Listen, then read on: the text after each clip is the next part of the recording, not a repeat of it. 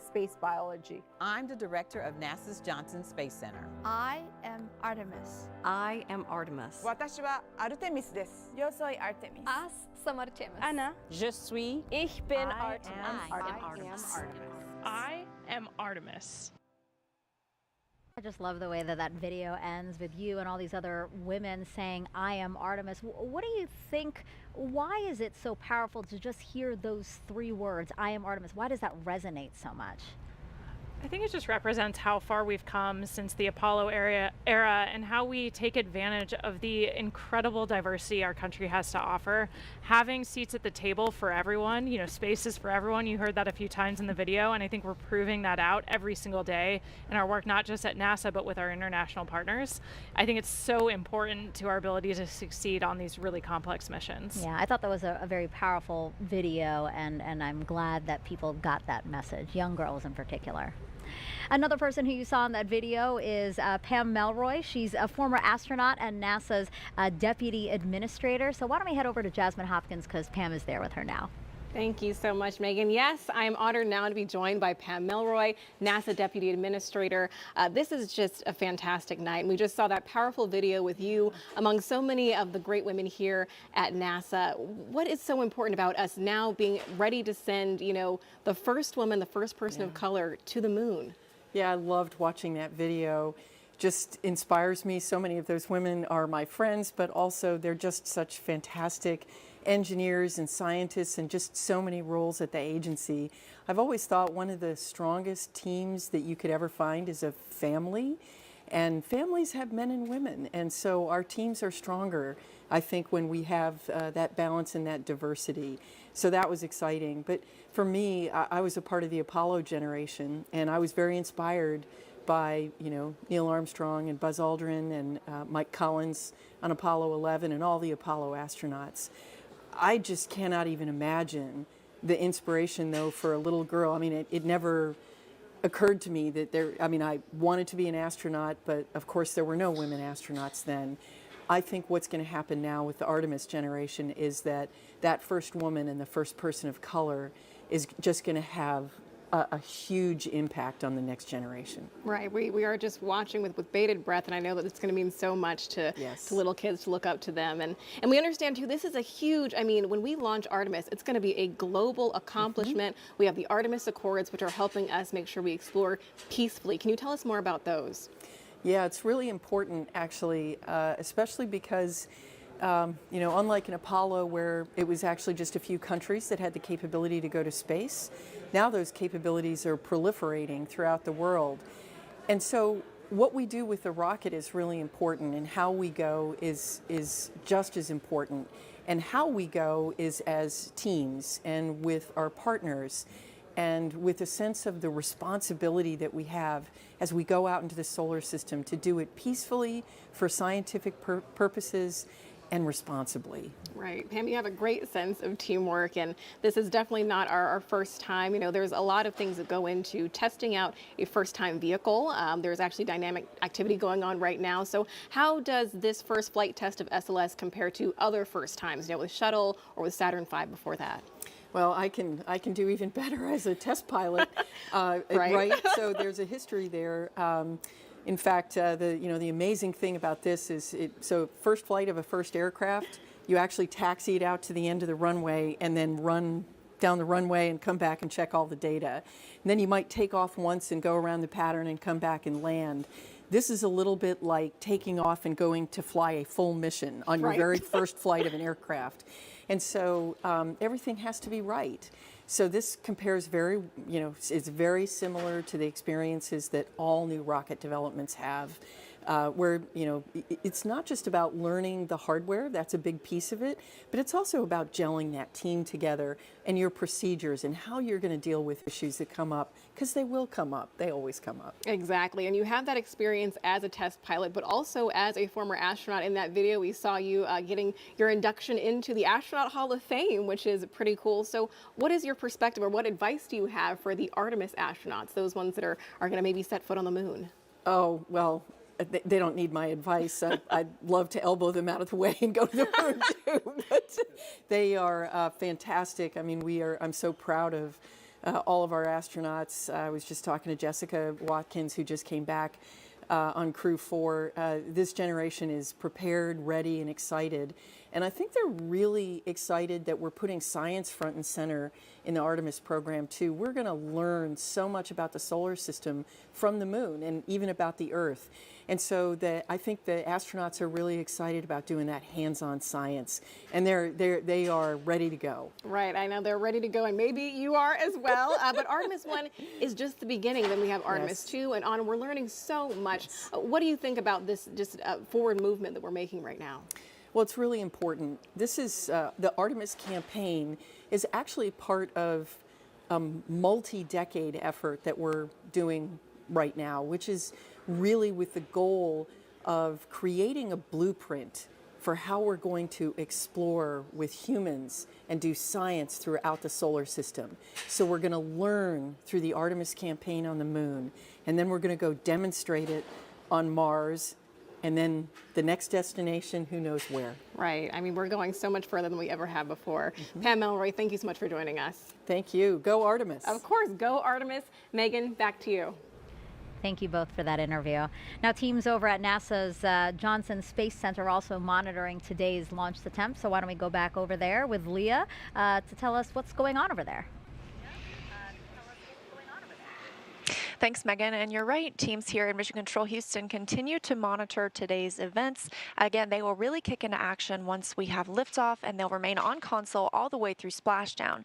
But quickly, I have to show you something, a little show and tell. It makes me feel like the coolest kid in school. I've got a moon rock here. I hope you can get a good shot of it. It is from Apollo 15, 1971. And when it was brought back to Earth, it was part of a larger rock. In total, it was 21 pounds. This is, of course, a smaller section of that. But we're looking forward to the Artemis program and being able to go back to the moon so that we can continue to gather these kinds of samples, but this time at the lunar South Pole. We've never been there, and we've never brought samples back from that area. So we're really excited to see what might differ in those samples and the ones that we have here. Now, of course, we've got a whole laboratory of scientists that are able to study all of those samples. We just opened some up for the first time earlier this year so that we're able to test with new technology everything that we can learn about these samples that we brought back now 50 years ago. So hopefully within the next few years we're bringing some new ones back to use that same experimental process on and tell us a little bit more about the moon. But just had to show this off. Apollo 15 moon rock. We're looking forward to having some Artemis ones here at Johnson Space Center. With that, I will send it back to you at KSC. You were a cool kid before you even had the moon rock, so. But now you're even a cooler kid. Now, the name Artemis was chosen because in Greek mythology, she's the twin sister of Apollo. NASA's Leah Martin is over at the nearby Kennedy Space Center Visitor Complex, where thousands have gathered to watch today's launch attempt. Hi, Megan. I'm actually joined here tonight by a very special group of guests here from Stennis visiting Kennedy Space Center. Why don't you tell me, Ryan, what it is that ties you to tonight's launch? So we were lucky and privileged enough to be able to test the core stage of the SLS rocket that's going to launch today. We got to Green Run, which is a full duration hot fire. It's a very historic time for us at Stennis. It was so exciting to be a part of. It was 7 years of hard work by a lot of really great people. And Jack, Sorry about just so excited to be here to see it. And Jack, you were actually telling me that you know firsthand, how much work has gone into tonight's launch. What does it feel like to be here tonight, seeing the rocket fully integrated on the pad, ready to go? Man, I'm just incredibly grateful to be a part of this history and just really excited to see this thing launch. And Barry, you were telling me that you know also firsthand, the adversity that these teams have overcome to be here tonight. Do you have a word of encouragement, anything that you'd like to say to the teams all across the United States right now, both at Kennedy and at JSC, who are just sitting in these seats ready to get the rocket launched tonight? Sure. Persevere. I mean, it's hard work, but it's so well worth it. We spent many hours doing testing and trying to get ready for this moment, and I think we've forwarded that information to those guys, and we also give them the encouragement to continue on, so we know they can do it. Thanks so much, Barry. And I think it would be great if just on the count of three, we can give them a great big go Artemis. 1, 2, 3. Go Artemis! Back to you, Megan. That was amazing. And that's just, people who were actually able to come here to Florida. There's many people who are joining us from around the world who couldn't obviously make the trip out here. So let's take a look at some of those watch parties there. Here's Space Center Houston. It's the visitor center over for Johnson Space Center in Houston. And you can see a lot of people there after hours because you know that visitor center is closed right now. People are waving. I love it. Wow, look at that. Whatever that is, That's it's awesome. amazing. I don't think I've ever noticed that when I'm at Space Center Houston. Maybe it's new. I know, but yeah, just look at that crowd. It's really fun to see, again, all these people who are captivated, young and old, by today's launch attempt and the beginning of the Artemis program. I know that they're probably looking at the clock and wondering when we might see the launch today. So lovely to see all those people.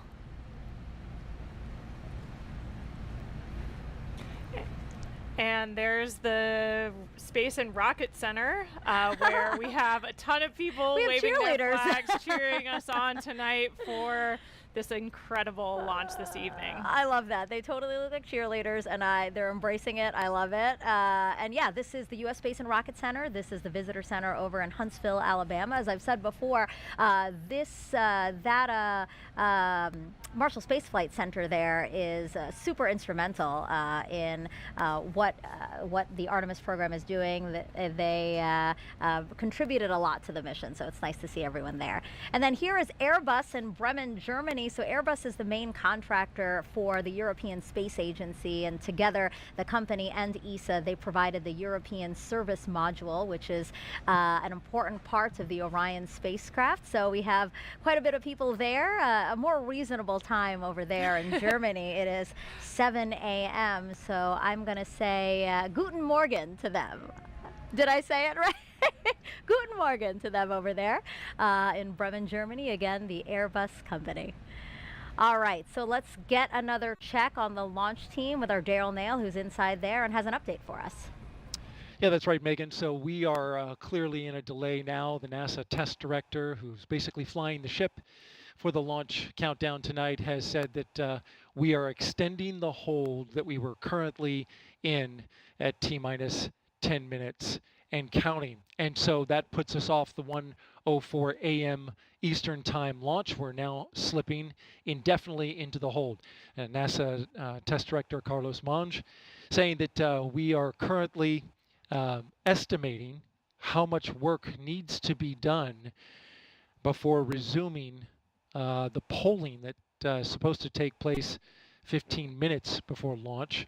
It then goes to terminal count at T-minus 10 minutes.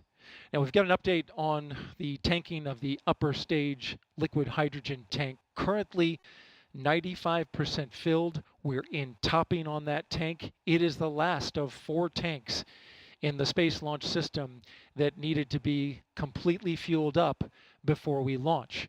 Of course, cryogenic tanking, a complex operation that has seen some delays tonight. We had a roughly hour delay after a replenish valve on the core stage liquid hydrogen side required hands-on work by a Red Crew team that went out to the launch pad and tightened down some bolts on the valve and got it fixed before leaving the launch pad, and then launch team verifying that that work was complete. Now currently we're awaiting some work with the range.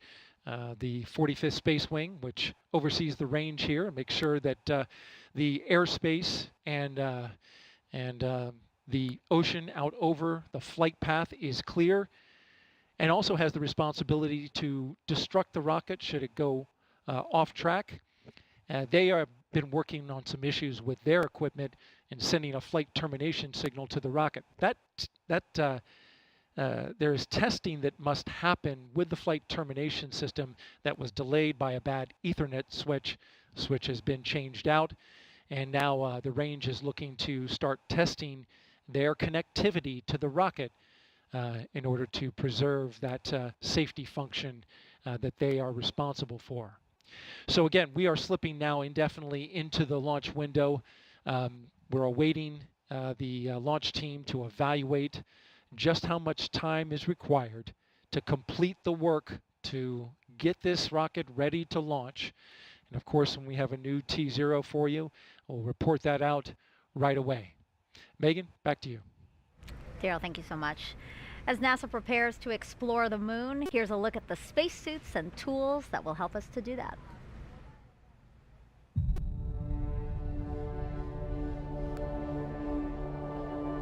Watching Apollo footage of astronauts doing geology on the surface of the moon is a really great way to think about preparing for Artemis, for putting people on the lunar surface once again.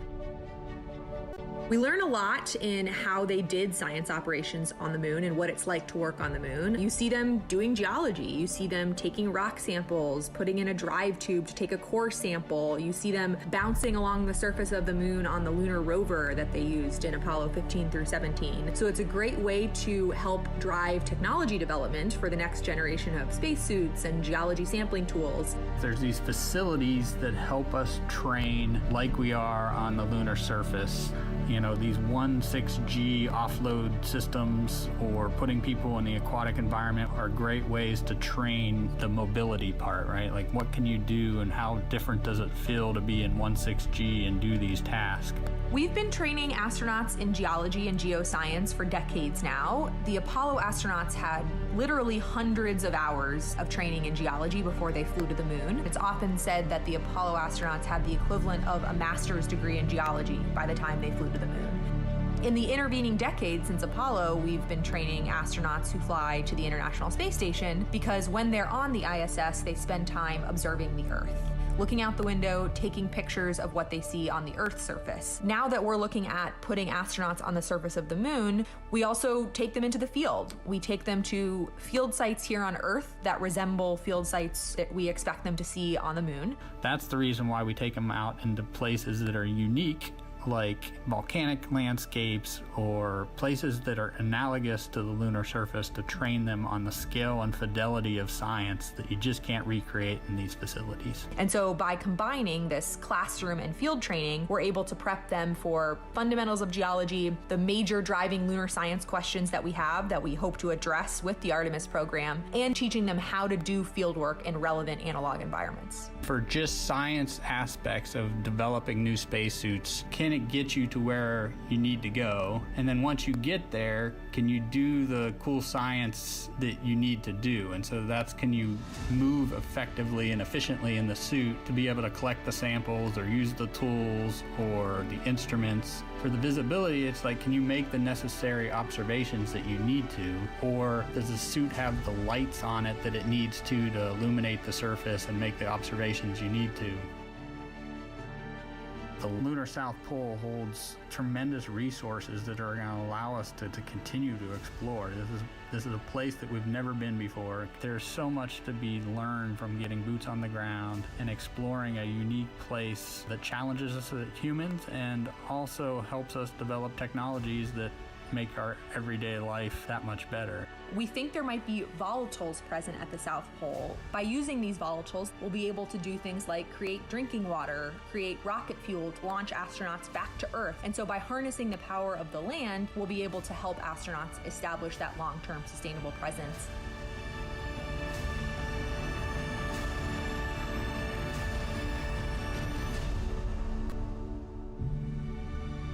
It's human nature to explore. Pushing our boundaries and exploring our universe is, I think, just one of those things that's just stuck in our human nature, and that we need to do it in order to understand the world around us, including our Earth and our solar system.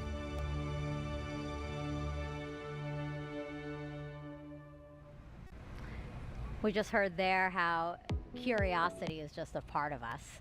So, with that in mind, why don't we do some social questions? Because some people are very curious to hear what you have to say about their questions. So why don't we pull up the first question here.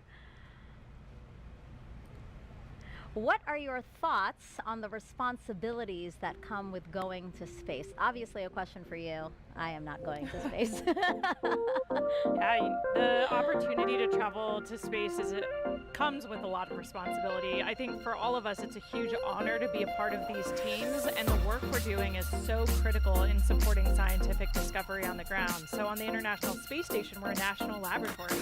Our crew executed over 350 different scientific experiments during our 6-month mission. And so when you think about that, it's years of work to get one of these payloads or an experiment on the space station. And sometimes it's someone's life's work you're holding in your hands and executing. And so being prepared for those moments is really important, and understanding how to bring the team to the ground into solving complex problems. We take that really, really seriously. And of course, we want to share what that experience is like. Only a few people have been able to go to space. And as we commercialize space, as low Earth orbit becomes more accessible, that'll change. But still, it's only available to some of us. So we really want to share what that's like and the perspective we gain from our time up there. It's really great to see and hear that you guys acknowledge that, right? Like that this experiment that you're holding, that you're working on 6 months, somebody has been working on literally for years. I mean, I've talked to some scientists and they're saying, oh, this has been my life's work, 20 years of my life's work. So yeah, that was a really good question. I like that question a lot. Okay, we have another one from social media here.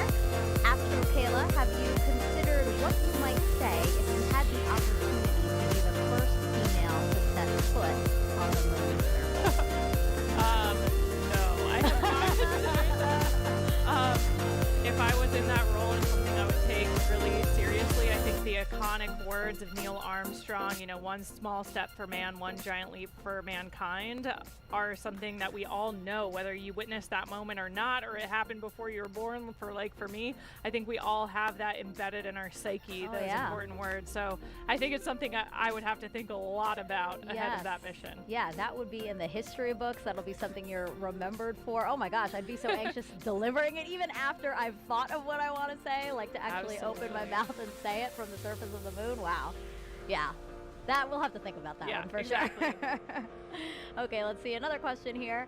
Oh, why is the spacesuit orange in color? That's an awesome question that I wish I knew the answer to. Megan and I were actually talking about that earlier when we had Snoopy up here. It's a continuation of the same suit that we used during the shuttle era, and I was kind of hypothesizing that maybe it's to help forces if for some reason when we landed in the water we had to get out of the capsule for some reason, it would be easy to see us. But that I'm gonna have to take a phone a friend on that one, I think, to know the real answer. I'm sure somebody will be commenting on social media right now with what the real history behind the orange suit is. I'm trying to think about it too. I'm thinking, does it have anything to do with SLS being orange? Because of the match your vehicle. Yeah, why not? I don't know. I don't know. We got stumped. That was our first one that we got stumped on. Do we have another question? All right. If you could name one of the moon's craters, what would you name it? Oh, man. What would you name it, Megan? I don't know. That's a big decision. I thought you might say the name of your zero-G craft. Oh, wow? Yeah, maybe. I don't know. That's a pretty big responsibility, I think, to name these geological features. And a lot of the craters on the moon already have names. So I'm sure there's some that maybe they haven't named, they're too small, or we haven't explored them yet. But a lot of them already do have names. Like, we're going to be exploring the edge of Shackleton Crater as part of Artemis mission. So a lot of them are already named and mapped. Yeah. Thanks for throwing it back on me. I was like, I don't know. Do you think our parents or husband or fiance are now upset that we didn't say them? I know. I mean, I don't think so. I think they understand. All right. These are big decisions. All right. Last question here, for this segment at least. What will Orion do when it gets to the moon? So for this mission, Artemis 1, it's actually going to orbit the moon and then go into a distant retrograde orbit. And so it'll get really close as 62 miles, and then go way past the moon. and way deeper into space than we've ever been before. So yeah, the Orion vehicle will be checking out all of its systems. We're going to be analyzing that data from the ground, and then we're going to see that it can survive re-entry and a successful splashdown off the coast of San Diego. Yeah, that was a good question too. Okay, well again, just keep those questions coming. You know, we are entering into this launch window, and we do have time, so we'd love to hear from you, and we'd love to try at least to answer most of your questions. So you've been hearing throughout the broadcast all the different science that returning to the moon will enable us to do. So there's actually something called the Prime 1 mining experiment, and that's going to robotically look for ice and other resources below the lunar surface. NASA's first Polar Resources ice mining experiment, also known as Prime 1, will robotically look for ice and other resources below the lunar surface. Thanks to data from spacecraft orbiting the moon, scientists believe that the polar regions contain water ice in the form of ice just below the surface. With the right technologies, that ice is a game-changing resource that can be mined and used to produce propellant and breathable oxygen for future explorers. Under NASA's Commercial Lunar Payload Services Initiative, the agency selected intuitive machines to fly and land Prime 1 on the moon's south pole. Prime 1 will land near the Shackleton crater to drill into the lunar soil in an area that could contain water ice. Prime 1 is made up of two instruments, Trident, the regolith and ice drill,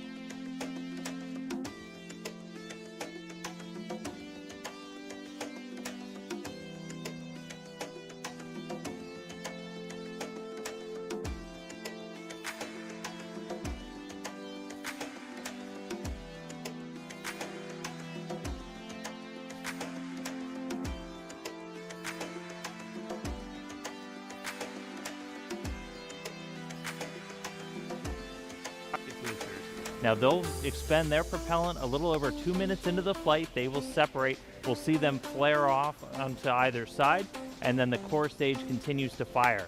We're also going to see the launch abort system come off the top. Once you get high enough in the atmosphere, it's no longer required. You could actually do aborts using engines on Orion and its service module.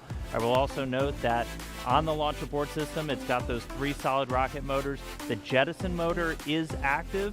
The abort and the attitude ones are not for this flight. We don't have people, so we're not flying a fully active abort system.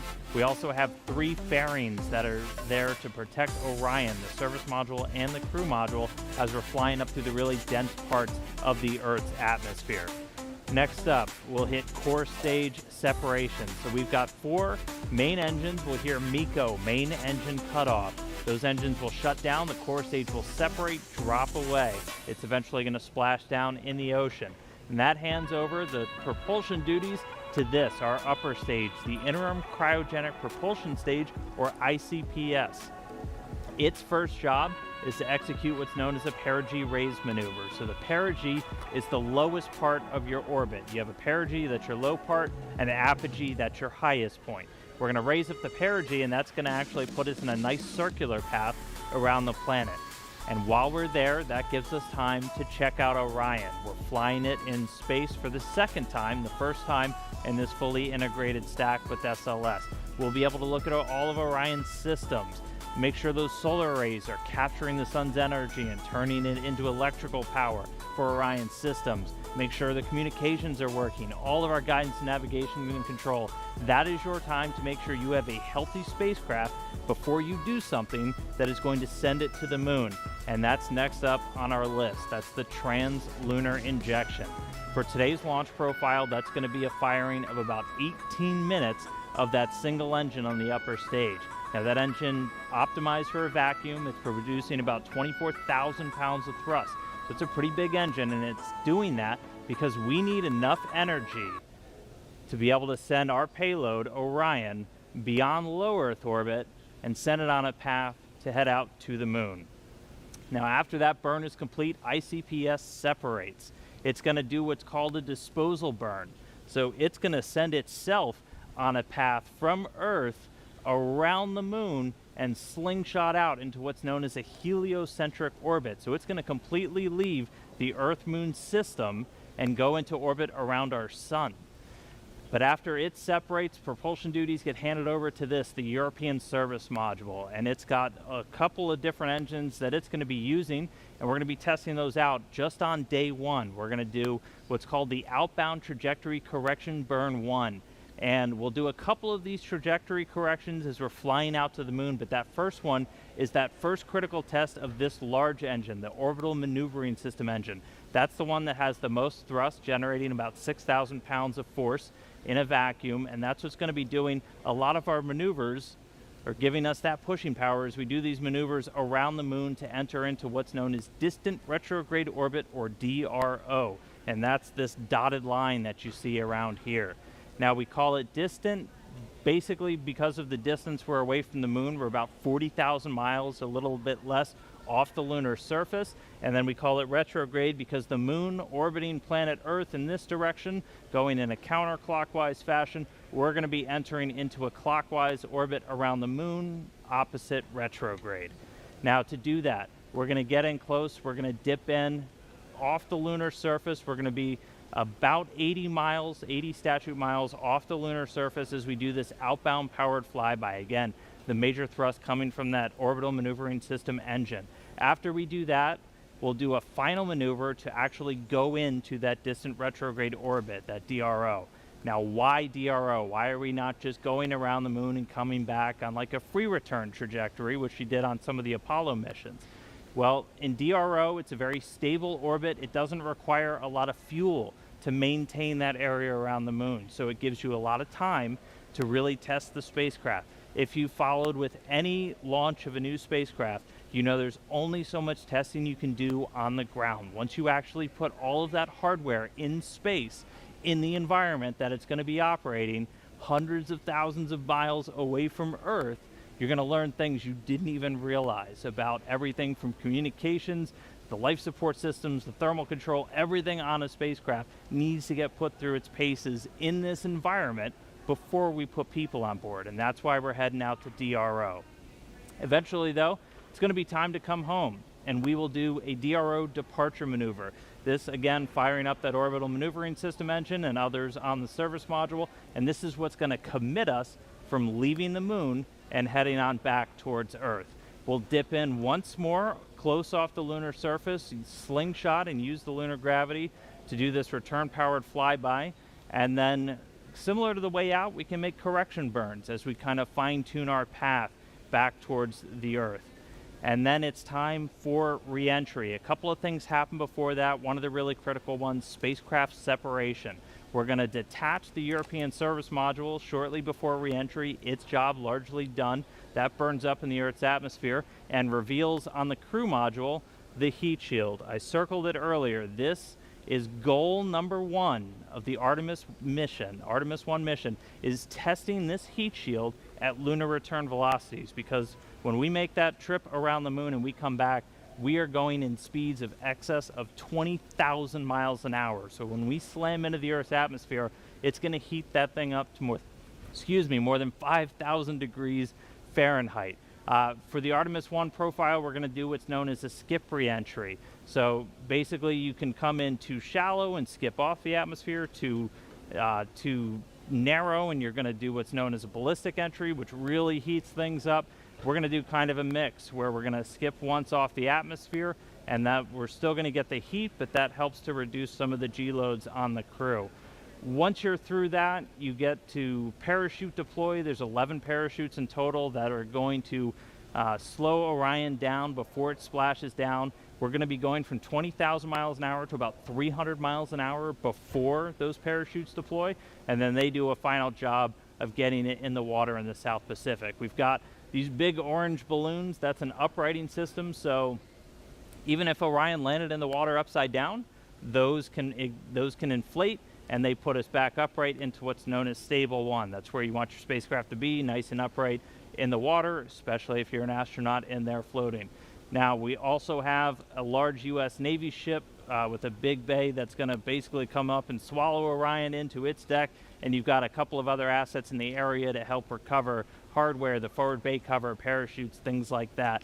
But that's scheduled to happen 26 days after a launch today. So that's 26 days from liftoff here in Florida around the moon to a splashdown in the Pacific, and that will be the first mission in the Artemis program, the farthest we've ever sent a human-rated spacecraft in history, and just the first step before we put people on board. So that's a look at everything still to come. We're counting down to that launch. I'll send it back over to Megan and the team at the host desk, guys. A very comprehensive look at that. Thank you so much, Dan. If you're just joining us, welcome to Kennedy Space Center and our live coverage of Artemis 1, an uncrewed flight test that will return us to the moon in nearly 50 years. But you know, some might ask, why the moon? Well, here's why. We are going. The history of this agency is marked with broken barriers, once viewed as impossible. With science fiction turned reality, with innovations that have spun industries all their own, and with demonstrations of peace for all humankind. We soar in the skies of our home planet. We maintain a human presence just outside of gravity, and we touch points all across the solar system and beyond. We're going back to the moon, and this is why. The moon is a treasure trove of science. It holds opportunities for us to make discoveries about our home planet, about our sun, and about our solar system. The wealth of knowledge to be gleaned from the moon will inspire a new generation of thought and action. Without fail, every major program and mission NASA has invested in has led to technologies and capabilities that have shaped our culture. The breakthroughs of the Artemis era will define our generation and the generations to follow. The tens of thousands of jobs associated with propelling us to the moon today are just the beginning of a lunar economy that will see hundreds of thousands of new jobs develop around the world. This is not an ambition of one entity or one country. The exploration of the moon is a shared effort, woven together by a desire for the greater good. Why the moon? Because the missions of tomorrow will be sparked by the accomplishments of the Artemis generation today. Because the ambition to go has already begun. and because Mars is calling. We need to learn what it takes to establish a community on another cosmic shore. So let's camp close before pushing out. And so, We go to the moon now not as a series of isolated missions, but to build a community on and around the moon capable of proving how to live on other worlds.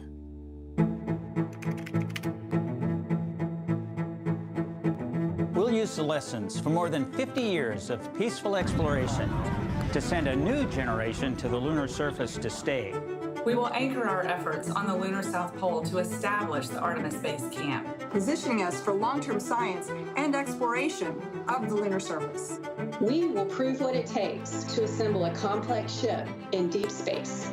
We will perfect descending down to and returning from a distant surface. We will learn how humans can survive and thrive in a partial gravity environment. With improved spacesuit designs, mobile habitats, and with reconnaissance robots pre-positioning and relocating supplies.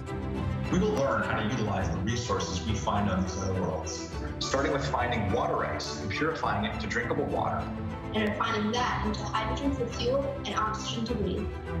We will establish fission power plants on the surface of the moon, capable of supporting a growing community of efforts. And we will expand the logistics supply chain to enable commercial and international partners to resupply and refuel deep space outposts. None of this is simple or easy, but nothing in our history ever has been. The Eagle has landed. You got a bunch of guys about to turn blue. We're breathing again. Thanks a lot. This kind of continuous lunar presence is a natural extension of all that we've learned in low Earth orbit. And what we will accomplish there will ensure the monumental missions to Mars are within reach. As we ready the launch of the first Artemis mission, and as commercial companies ready their lunar landers for the first private payload deliveries, we have already begun to take the next step.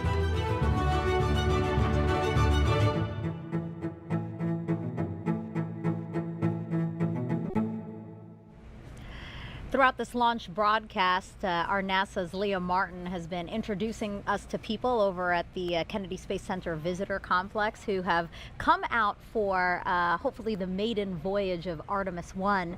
People from near and far, young and old, just really excited to hopefully see this historic flight. So now she's joined by somebody else who has a really interesting story. Leah, tell us about it.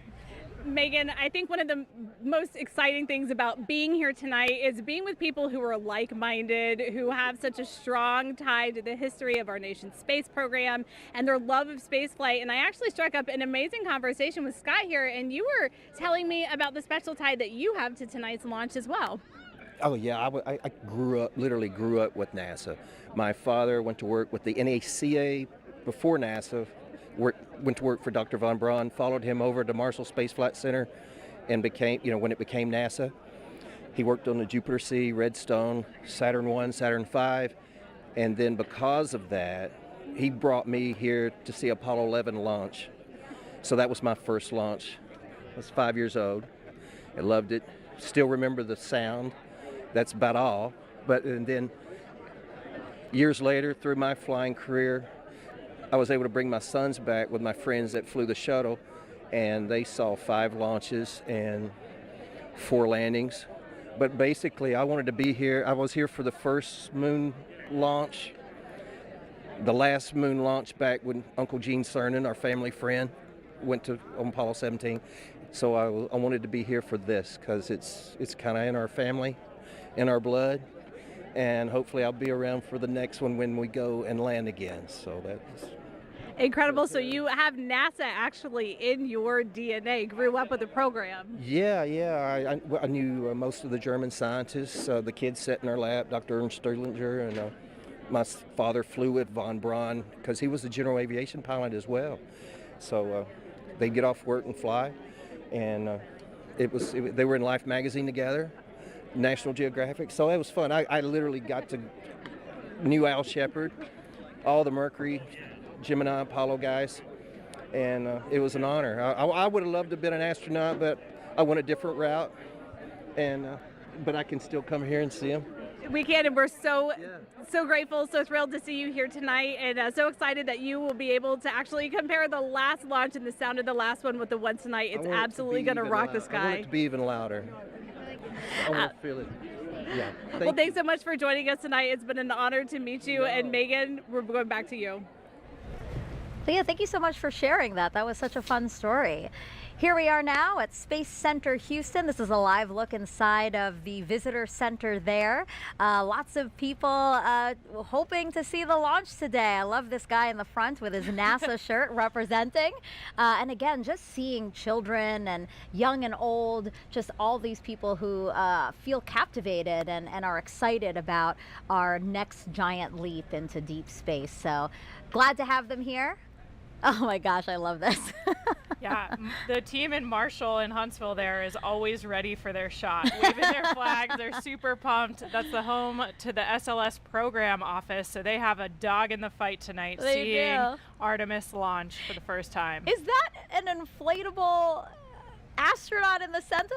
Do you see that? I think somebody is dressed up as an astronaut. Look at that. Yeah, they're representing. Ready to go. I love this. Yeah, I'm so glad that they're there. Again, these visitor centers are closed to the public, but you know, the people there decided to hold a watch party. Oh, and look, that's our exciting friends in to see. Germany are ready for us this time. I know, they clapping. anticipated the delay. They look pumped and ready to go.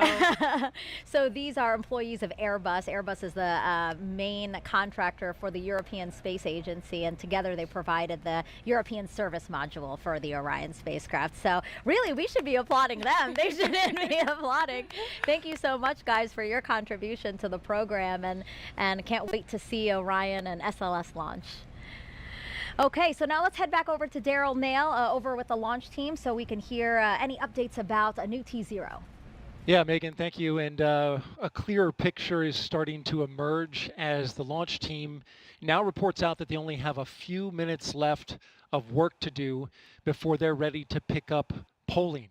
And we're also hearing that some of that polling, which kicks off with the mission management team, is also now just about 3.5 minutes away. Now, we are currently still in that hold. But the launch team, NASA's test director, is continuing to move the team forward.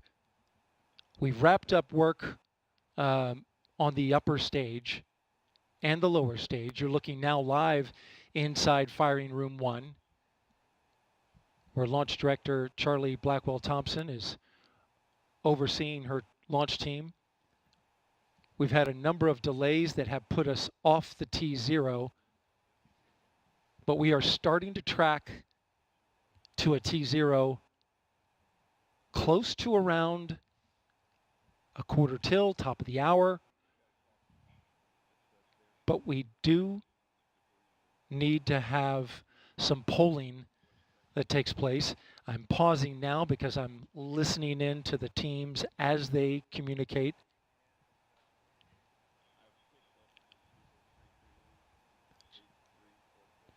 In this launch window, which we're currently 26 minutes into, and it's 2 hours long, it runs until 3:04 a.m. Eastern Time, we have what's called 40 cutouts. And in those cutouts, they range from about a second to about a minute. These are times where they can't launch. These cutouts must be accounted for when determining a new T0.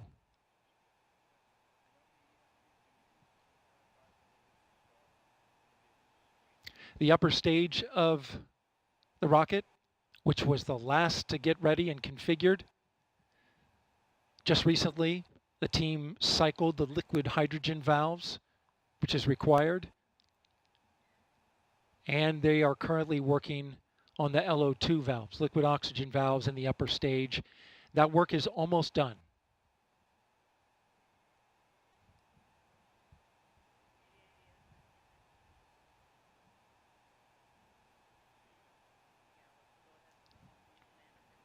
We are now a minute and a half away from the poll of the mission management team, which is several minutes before T-minus 15 minutes.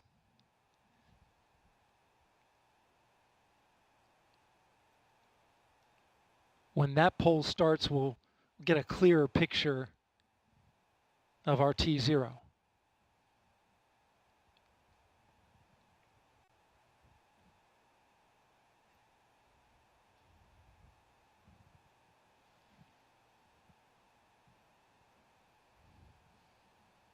NASA's test director has informed the launch team to all switch to a common communication channel. It's called 232.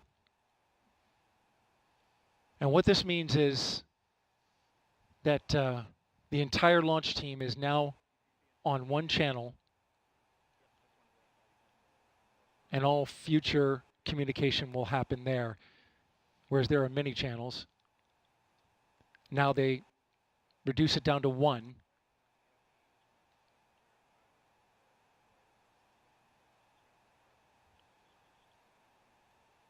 Just heard from NASA test director Carlos Monge. I'm sorry, Jeff Spaulding.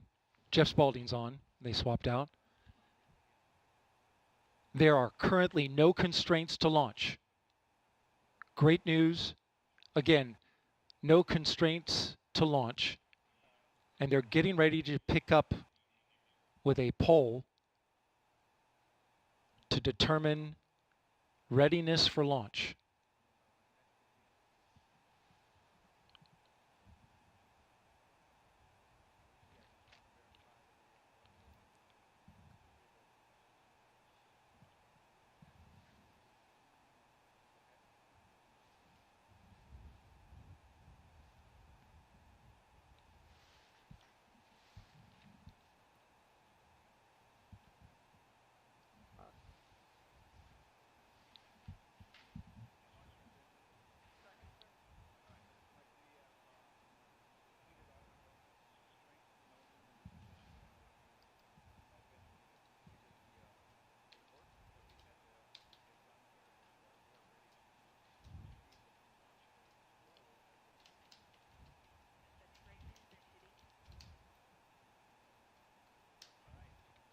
Okay, NASA test director Jeff Spaulding getting ready to conduct the readiness poll, so we are getting close.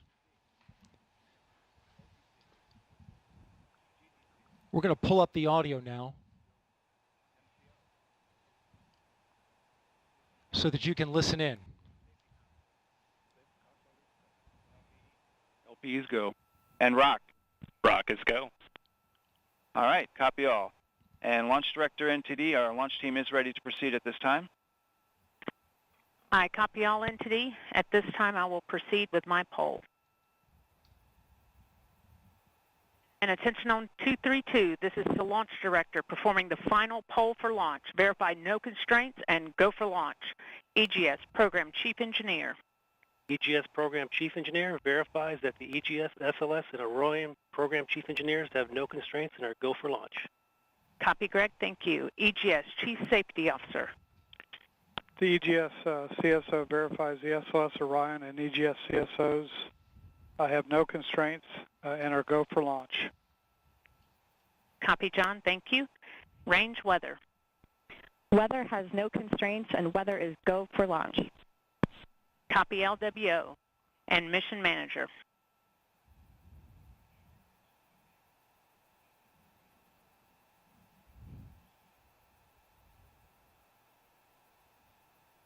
And Mission Manager, Launch Director. Launch Director, Mission Manager on 232. The mission management team has been polled. You have a go to proceed with terminal count and launch of Artemis 1. I copy all. Thank you. And NTD, Launch Director. Go ahead, Launch Director. Yes, sir. On behalf of all the men and women across our great nation who have worked to bring this hardware together to make this day possible, and for the Artemis generation, this is for you. At this time, I give you a go to resume count and launch Artemis 1. Copy, Launch Director, and thank you. All right, we do have a couple of steps to configure, and then we will be ready to resume the clock. CVSE, NTD. CVSE here. Initiate recording of Orion cameras at this time. In work. R, NTD. RSR here. Perform the booster ignition SNA arm rotation enable. NDT, RSR, booster ignition SNA arm and rotation enable is complete. And I copy. Thank you. Okay, so there you heard the poll from Launch Director Early.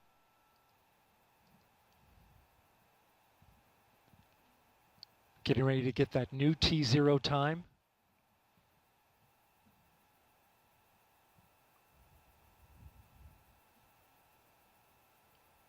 The poll that you heard was the NASA Test Director's poll. And all right, and we have verified no cutouts at this time. And all personnel, we are going to resume the clock. GLS, you can resume the clock on your mark. GLS copies. Countdown clock will resume on my mark.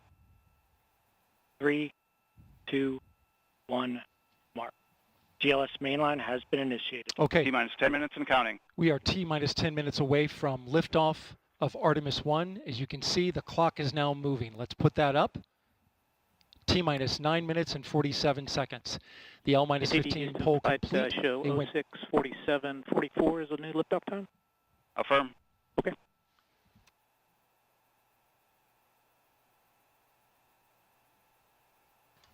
Oh, 1:47:44, 1:47 a.m. Eastern Time and 44 seconds.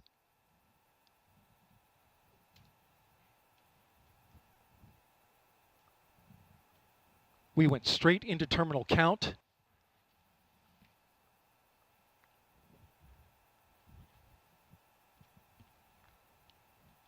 Liftoff now 9 minutes away. So terminal count. Control has been given over to the GLS, the ground launch sequencer, a computer and software that is doing all of the commanding and monitoring of the Space Launch System.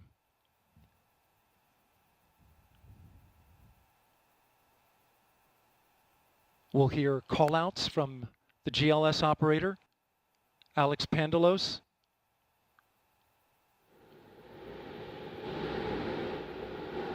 As well as NASA Test Director Jeff Spaulding. GLS is pre-tensioning the umbilicals at this very moment. You can see them as they run down the rocket. That's getting them ready to detach. At liftoff, those arms will swing away. We'll let go of the rocket in a clockwise direction.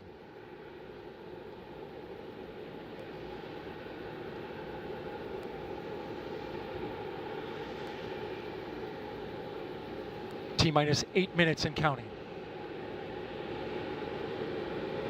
The GLS is performing up to 100 commands per second, including configuring ground systems for power transfer to the rocket. GLS is turning on cameras, recording video inside and outside the crew module to collect data for engineers. Purging the aft skirt booster with high flow nitrogen. Clear out any hydrogen gas that may be there.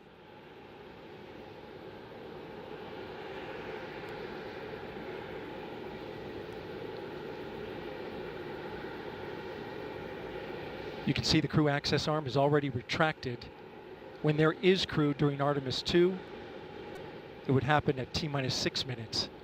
But out of abundance of caution, they went ahead and retracted the arm well ahead of liftoff.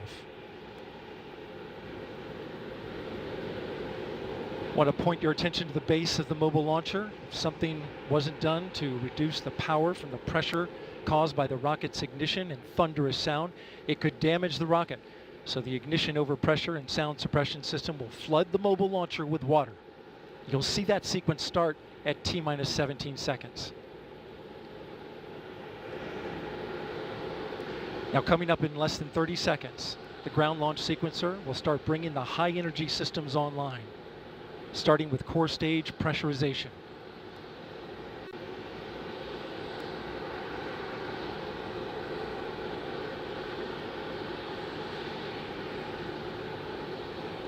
Firing room 1 is completely silent as they listen for the next call. GLS is go for core stage tank pressurization. The core stage tank is now pressurizing to flight levels. The replenish valve to the liquid hydrogen tank now closing. The liquid oxygen tank will come a little later.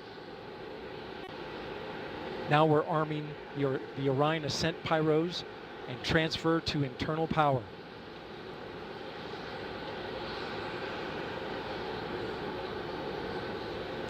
The launch abort system, or LAS jettison motor, is now armed.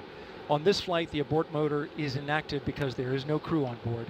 Up next is the flight termination system, or FTS, which gives the Space Force the ability to destruct the rocket if it goes in the wrong direction. Let's listen in for that.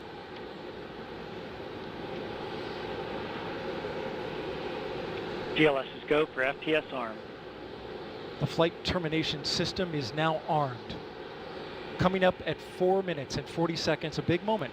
This is where the RS-25 engines and their bleed go to high flow. It's been a little tricky to dial in. GLS is go for LH2 high flow bleed check.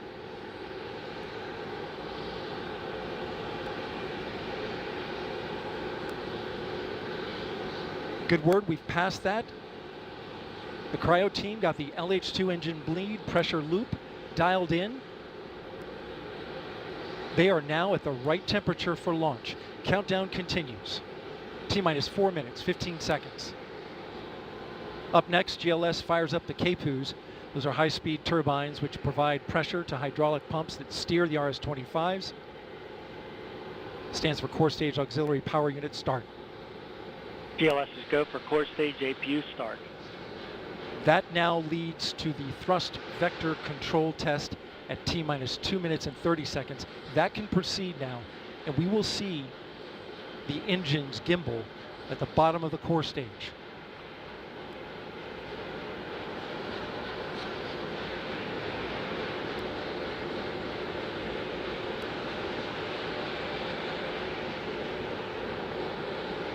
At T-minus 3 minutes and 10 seconds, you will hear the go for purge sequence 4.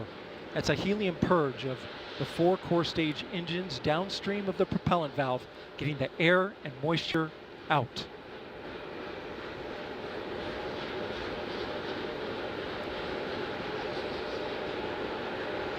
GLS is go for purge sequence 4. And in just a few seconds, GLS will close the core stage LOX vent, liquid oxygen.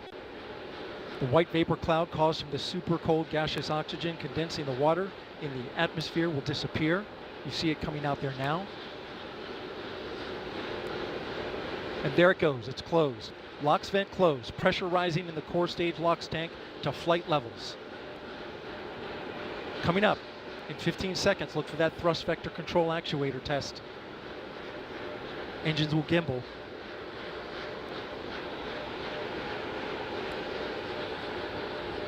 And there they go. The 4 core stage RS-25 engines gimbaling around, testing the ability to steer the rocket into space. They will operate at 109% performance. Each RS-25 throwing down 500,000 pounds of thrust. All 4, 2 million pounds. Altogether with the boosters, 8.8 million pounds of thrust. GLS is go for upper stage to internal power. Now the upper stage has gone to internal power. So power is removed from the rocket's upper stage, the ICPS, and it's been switched to battery power. The same milestone is coming up for the core stage at T-minus 1 minute and 30 seconds.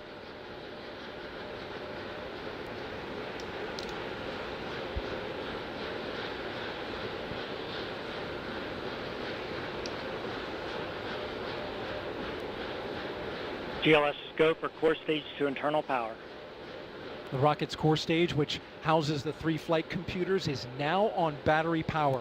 So there is no more hold time available because there's no more margin on the batteries. So if we have a hold, we'd have to recycle back to T-minus 10 minutes and recharge those batteries. The count continues. A note now, shortly after liftoff. 1 minute. Shortly after liftoff, Mission Control Houston will take control of the rocket, and my colleague, Leah Cheshire, will take over commentary. T-minus 50 seconds and counting. Coming up at T-minus 33 seconds, the GLS will hand off control to the ALS. This is the autonomous launch sequencer. On board the rocket, it will take over command and control of the rocket. But the ALS will check, make sure there's no holds coming from the ground up until T-minus 2 seconds. GLS is go for ALS. And we are go for ALS. The Space Launch System is now counting down to liftoff of Orion on its maiden voyage to the moon. Launch team can no longer recycle the count. Sound suppressor water now flowing under the ML. And here we go. 10. Hydrogen burn-off igniters initiated. 7, 6, 5. 4-stage engine start. 3, 2, 1. Boosters in ignition. And liftoff of Artemis 1. We rise together back to the moon and beyond.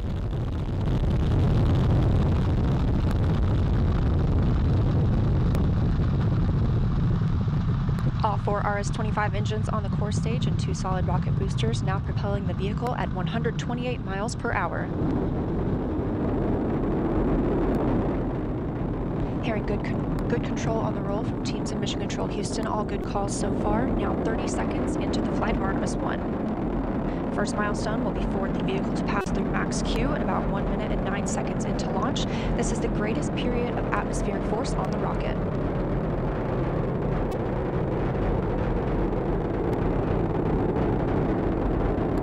SLS now traveling 607 miles per hour.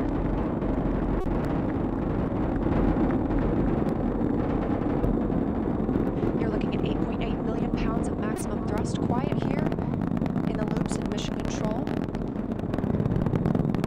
The 4 core stage engines are throttling down ahead of passing through max Q.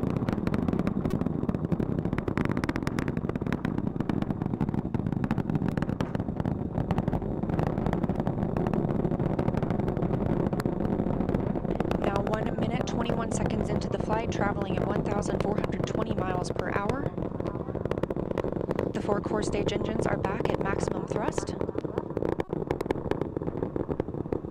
The next major milestone will be for the solid rocket boosters to cut off and jettison at about 2 minutes and 11 seconds into the flight, so about 30 seconds from now. Again, quiet here in Mission Control Houston as teams continue monitoring the flight of Artemis 1. We're now 16 miles downrange from the launch pad at Kennedy Space Center, traveling over 2,800 miles per hour.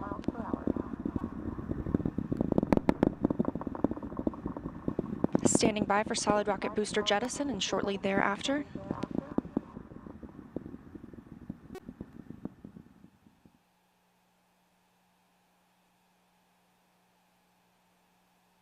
Confirmation that the solid rocket boosters have separated these 177-foot boosters. Now the core stage continues to power the flight of Orion, all 4 RS-25 engines firing, traveling over 3,400 miles per hour, 46 miles downrange. 2 minutes and 36 seconds into the flight. Hearing nominal calls here in Mission Control Houston. We've still got 4 good engines on the core stage. Next up, we'll be looking for the service module fairing to separate. This is 3 15 by 15-foot fairing panels, providing structural support, protecting the service module. Those will separate at about 3 minutes and 11 seconds into flight, and very shortly thereafter will be followed by the launch abort system separation. Just over 3 minutes into the flight of Artemis 1, now traveling over 4,060 miles per hour, 83 miles downrange. We just had confirmation that the service module fairing has separated.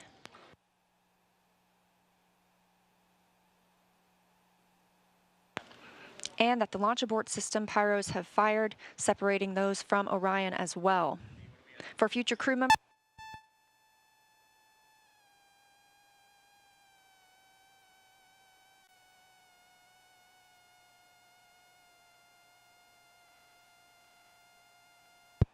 We just heard the call for 3-engine press, meaning if SLS were to lose an engine at this point in the mission, we could still achieve a nominal mission. We would just have an extended main engine cutoff time. However, we still have 4 good engines, all at maximum thrust right now, powering the first flight of Artemis at 5,200 miles per hour, 148 miles downrange.